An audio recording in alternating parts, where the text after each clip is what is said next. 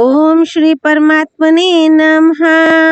नारायणं नमस्कृत्य नरं चैव नरोत्तमं देवीं सरस्वतीं व्यासं ततो जयमुदीरयेत्। श्रीमद्भगवद्गीता साधका संजीवनी 7th chapter Knowledge of the Absolute verses 24 to 30. Condemnation of those who don't know God's influence and glories and eulogy of his devotees and description of his integral being. The worshippers of the gods gain the fruit which is finite and perishable. Then why do men get entangled in it? Why don't they worship God? The explanation comes in the next verse. Verse 24. Avyaktam vyaktim आपनं मन्यन्ते माम अबुद्धयः परं भावम् अजानन्तो मामवेयम् अनुत्तमम्. Men of poor understanding think of me, the unmanifest, as an ordinary human being, not knowing my supreme state, immutable and unsurpassed. Comment. The men of poor understanding think of me as having been born and dead, just like ordinary men. They think that I am also manifested in the mid-state only like other beings. They don't know me as imperishable, uniform, immaculate, all-pervading, untainted, beyond time, space, and causation, and as an incarnation of God. So they, instead of worshipping me, worship the gods. They don't know my supreme state, immutable and unsurpassed. So they, for the satisfaction of their desires, are attracted towards the gods. Had they known me as unsurpassed, they would have worshipped me only. Men of understanding are those who, accepting the Lord as unsurpassed, take refuge in Him. Men of poor understanding are those who, regarding the gods as superior to them, take refuge in them. They are somewhat polite and simple. Men without understanding are those who regard God as an ordinary human being and think that they are supreme. God, in spite of being imperishable, the Lord of the whole universe, manifests Himself through His own divine potency, keeping His nature, Prakriti, under control. But the men of poor understanding don't know that He is beyond the perishable matter and superior to the imperishable soul. Why do people think of the Lord as an ordinary man? The explanation comes. Verse 25. Naham prakashah sarvasya yoga maya samavrittaha mudho ayam nabhijanati loko mam ajam avayam. Veiled by my divine potency, Yoga Maya, I am not manifest to all. Hence, these ignorant folk do not recognize me as the unborn and imperishable Supreme Spirit. Comment. I am unborn and imperishable, namely free from birth and death, but I stage the play of my revelation and disappearance. In spite of being unborn, I incarnate, and in spite of being imperishable, I disappear. In the same way as the sun seems to rise and set. Thus, those who know me without birth and death are undeluded, but those who regard me, the Lord of creation, as an ordinary mortal subject to birth and death are fools. The reason why a man does not regard the Lord as unborn and imperishable is that he, by forgetting his real affinity with Him by error, has accepted his affinity with this body. I am this body, and this body is mine. It is because of this veil that he regards the Lord as born and dead. The men don't regard Him as unborn and imperishable because of two factors. One is that He is concealed by His divine potency, and the second is their own folly. Man can realize God only by God's grace. Only he whom God enables to realize Him, can know Him. If a man surrenders himself to Him, he removes his ignorance as well as his deluding potency. The Lord is veiled by His divine potency to those who don't recognize Him as unborn and imperishable. But no one can remain covered with a veil before Him. This fact is mentioned in the verse that follows. Verse 26. Vedaham samatitani vartmanani charjuna bhavishyani cha bhutani mam tu vedana kaschana. I know, O Arjuna, the beings of the past, the present and the future, but no one knows me. Comment. In God's eye, the past, the future and the present are only present. So He knows all the beings of the past, the future and the present. All beings of the past, the future and the present constantly abide in God. They can never be separated from Him. It is beyond His power to separate Himself from them. So they can never escape His observation. Now a doubt arises that as the Lord knows the future of all beings, it means that man's emancipation and bondage are also predestined. Then how can a man attain emancipation or salvation by making efforts? The clarification is that God has bestowed upon man this last life. Now it is up to him whether he attains salvation or he has a downfall.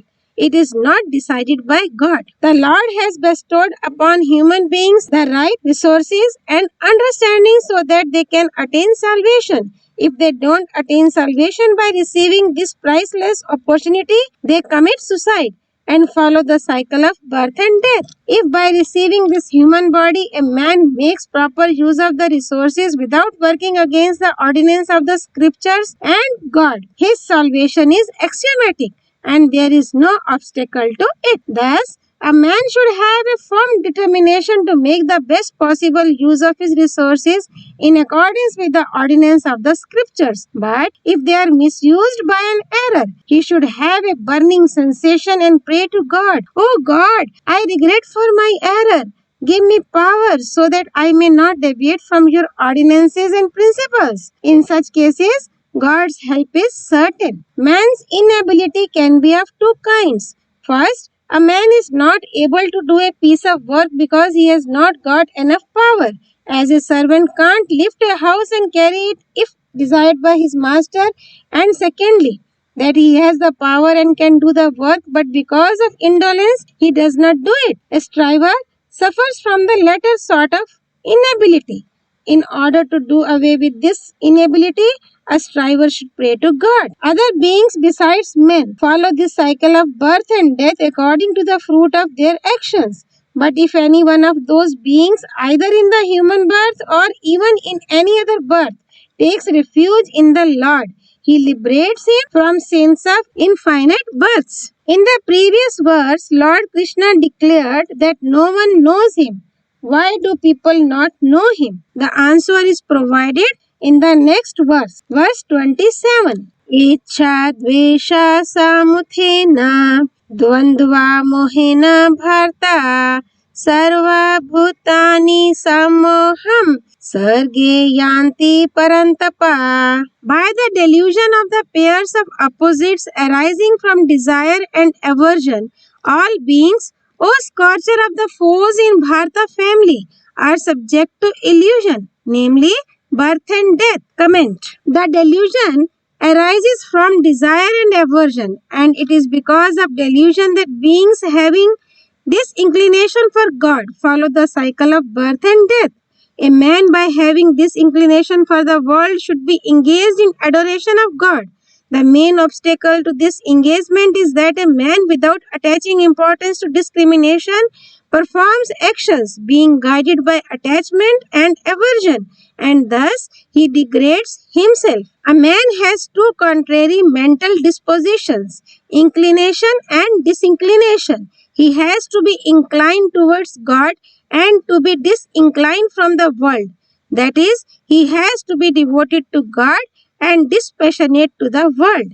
But When he applies both these dispositions to the world, his devotion and dispassion are respectively changed into attachment and aversion, which cause him to be entangled in the world, and he has a total disinclination for God. Thus, because of his attachment and aversion to the pairs of opposites such as pleasure and pain, etc., he can't move towards spirituality, even though sometimes he attends religious discourses, studies the scriptures, and thinks over them. But because of his attachment to the world, he has a resolve that he has to make efforts to cause favorable circumstances and to do away with the unfavorable ones, because he can't maintain his body without them. Out of these pairs of opposites also, if he is particularly attached to one subject, namely God, or has even aversion to him, it may also lead him to salvation. For example, Bill Mangla was attached only to the prostitute named Chintamani. He was scolded by her that if he had worshipped the Lord with the devotion with which he loved her mortal body, he would have attained salvation. As a result of her scolding, his attention was diverted to God and he attained salvation. Similarly, the attachment of gopis for Lord Krishna led them to salvation. Shishupala's enmity, aversion to Lord Krishna led him to salvation, while Kansa's fear of God led him to salvation. Though Shishupala and Kansa also attained salvation, yet they couldn't enjoy the bliss of devotion. It means that attachment or aversion to God leads to salvation, while attachment or aversion to the world leads to degradation. By the pairs of opposites, the attachment for the world becomes firm because of the desire for the one and aversion to the other. Why do beings follow the cycle of birth and death? According to the scriptures, ignorance is the root of life and death. But according to the saints, it is the misuse of the circumstances arising from attachment, performance of actions with a desire for fruits, and misuse of circumstances, that is, performance of actions against the ordinance of the scriptures, leads a man to his birth in good and evil wombs, namely 84 lakh forms of lives and hells. Right use of the available circumstances does away with delusion, that is, roots out the cycle of birth and death. How to make right use of circumstances? We should have a firm determination not to misuse them, that is, not to act against the ordinance of the scriptures and decorums. By having this sort of determination, circumstances will be used properly and rightly. By doing so, we shall not be proud of our virtuous actions, because we are determined only not to misuse the circumstances. Thus, we shall be free from pride of doership. By doing so, we shall not have a desire for the fruit of actions, because how can we have a desire for fruit when we are not the doer? Thus, being free from the doership and fruit of action, emancipation is axiomatic. Generally, strivers divide adoration and worldly affairs in watertight compartments. So they attach importance to adoration and meditation, etc., but they don't pay attention to attachment, aversion, desire, anger, etc. in their practical life. They form an opinion that while performing action, attachment and aversion are natural. They can't be wiped out. Because of this assumption, attachment and aversion, which are obstacles to their spiritual progress, continue. So, a striver does not make a quick spiritual progress. He, while performing either the mundane or the spiritual affairs, should be free from attachment and aversion. A striver should always keep the fact in mind: I am a striver and I have to realize God. Thus, by having the only aim of God realization, both kinds of his actions, mundane as well as spiritual, will become parts of his spiritual discipline. In the previous verse, Lord Krishna talked about the beings who are under delusion of the pairs of opposites. Now, in the next verse, he talks about those who have got over the pairs of opposites. Verse 28. Yesham tva antagatam papam जनानां पुण्यकर्मणां ते द्वन्द्वा मोहा निर्मुक्ता भजन्ते मां दृढव्रतः. But those men of virtuous deeds whose sins have come to an end, being free from delusion of the pairs of opposites, worship me with a firm resolve in every way. Comment. The men of virtuous deeds are those who have realized that the only aim of human life is God realization. They have a firm determination to realize Him during this human life, which has been bestowed upon them for God realization, not for sensual pleasures. It means that determination is a better means than oblation, charity, and penance, etc., for purification, because this determination is of one's own self, while actions such as oblation, charity, etc. are external. When a man has a firm determination that he has to realize God, all his sins are rooted out, because disinclination for God is the root of sins. The saints have said that there are 1.5 sins and 1.5 virtues. Disinclination for God is one sin, and to be engaged in evil and immoral actions is half. Similarly, inclination for God is one virtue, and engagement in good and moral actions is half. When a man surrenders himself to God, all his sins perish. Secondly, those people whose sole aim is God realization are virtuous, because by having this aim, all their sins come to an end. Even if, because of the past influences, any sin is committed, God, who dwells in their hearts, destroys that sin. Thirdly, if a man determines from his heart never to commit a sin in future, his sins perish. The men of virtuous deeds, being free from delusion of the pairs of opposites, worship God with a firm resolve. This duality, pairs of opposites, can be of several kinds. 1. Whether they should be engaged in divine adoration for salvation or in worldly affairs for welfare in this world. 2. Whether they should worship Lord Vishnu, the preserver, Lord Shiva, the destroyer, Goddess Durga, God Ganesha, or the sun. Out of these 5 sects, which one should they follow? 3. Which of the following principles, dualistic, non-dualistic, special non-dualistic, pure non-dualistic, etc., should they follow? 4. Which of the disciplines of devotion, knowledge, action, and meditation, etc., should they follow? There are pairs of opposites, favorable and unfavorable circumstances, pleasure and pain, attachment and aversion, etc. The men of virtuous deeds, being free from all the spiritual and mundane dualistic delusions, worship God with a firm resolve. If a man has the only aim of God realization, all pairs of opposites come to an end, even if he follows any spiritual discipline or principle or sect or method. A striver should follow his path with exclusive devotion without criticizing other paths. He should respect the followers of other paths without regarding them as inferior to him and without considering their sect inferior to his.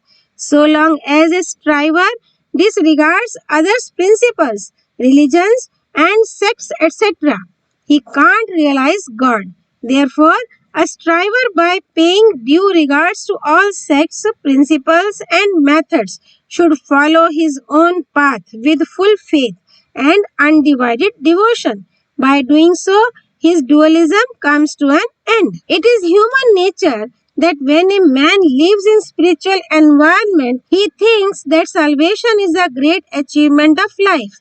But when he lives in the mundane environment, he attaches greater importance to the worldly affairs and secondary importance to adoration for God, because he thinks that he has to perform actions in order to get the necessities of life, and there is not much utility of adoration. Those whose only aim is salvation without caring for worldly pleasure and pain profit and loss, fame and defame, regard and disregard, etc., are free from delusion of the pairs of opposites. When a striver follows the spiritual discipline, he is confronted with three facts. What is God like? What is the nature of soul? What is the nature of the world? The answer comes, God exists. He is not much concerned about where he lives and what he does, etc. Similarly, about the soul, it is enough for him, I am. And about the world, it is enough to know that it is to be renounced.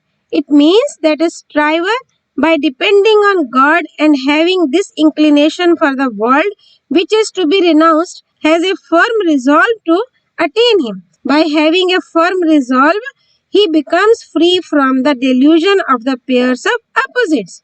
The gist of all the philosophies is to have an inclination for God by having this inclination for the world. Secondly, a striver has no knowledge about God, who is attributeless, and neither has he beheld God endowed with attributes, but he knows that the world is perishing every moment and assumes that in the world there is nothing besides God.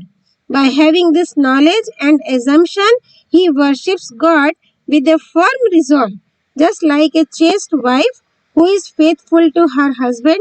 The man of virtuous deeds, by depending on God, worships him. In the beginning of the 7th chapter, Lord Krishna declared that the striver with his mind attached to him, taking refuge in him, and practicing yoga would without any doubt know him in full. Now, he concludes these three facts in the next two verses. Verse 29. Jara marna mokshaya mam ashritya yatanti ye te brahma tad viduha krisanam adhyatmam karma chakhilam. Those who, having taken refuge in me, strive for deliverance from old age and death, know Brahma, the infinite, the individual self, and entire field of action. Comment. Here, deliverance from old age and death does not mean that after knowing Brahma, the individual self, and entire field of action, the man will not suffer from old age and will not die. But it means that old age and death will not be able to make him sad. If a man strives, he may feel proud of his achievement as a result of striving. But if he takes refuge in him, he may become idle and lazy and be engaged in prosperity and pleasure. Therefore, a striver should strive promptly according to the ordinance of the scriptures and give credit for the success to God. By taking refuge in God, when a striver breaks up his affinity for actions and things, he realizes that his self, as well as the self of all the beings, is pure and detached from Prakriti. He comes to know that he can never be identified with actions and bodies, and he can never be separated from his self. This knowledge is the entire knowledge about the self. God has created the bodies of the people according to the class, caste they belong to. But because of detachment, the Lord remains a non-doer and has no craving for the fruit of actions. Similarly, if a man performs his duty and actions without the feeling of doership and without the desire for the fruit of actions, he is not bound by actions. Thus, the knowledge about the entire field of action is that a man has no affinity for actions. He is completely detached from them. The striver who takes refuge in him with exclusive devotion does not depend on things and actions. He very well realizes that all things and actions are kaleidoscopic and perishable. No action or thing, even in Brahmaloka, the abode of Brahma, is eternal. They are subject to appearance and disappearance. So he has not the least affinity for actions. This is knowledge about the entire field of action. It means that a striver, by taking refuge in God, knows Brahma, the infinite, the individual self, and entire field of action. That is, he realizes in the world there is nothing else besides God, and all this is God. Thus, he comes to know that Brahma, the individual self, and entire field of action are nothing else besides God. Verse 30. Sadhi bhutadhi devam माम साधि यज्ञं च ये विदुहा पर्याणा काले अपि च माम ते विदुर्युक्ता चित्सहा. Those who realize me in the Adibhuta, the field of matter, in Adhideva, Brahma, and in Adi Yajna, the unmanifest divinity, having steadfast mind, realize me even at the hour of death. Comment. Here, Adibhuta stands for matter, which has predominance of darkness attribute, the mode of ignorance. This matter has no independent existence of its own. It is transitory and kaleidoscopic, but it seems real, pleasant and attractive because of God who is real, pleasant and attractive. As ice has no existence without water, the matter is nothing but the manifestation of God. This is knowledge about God and matter. Adideva is Brahma, the creator of the world. He has predominance of Rajoguna, physical attribute, the mode of passion. The Lord manifests himself as Brahma also. This is the true knowledge about Adideva and God. Adi Yajna is Lord Vishnu, who pervades everywhere in the form of unmanifest divinity. In him there is predominance of thought attribute, the mode of goodness. This is true knowledge about Adi Yajna and God. Steadfast in mind are those who remain equanimous in gain and loss of prosperity and pleasures, and becoming indifferent to the world, are engrossed in worship of God.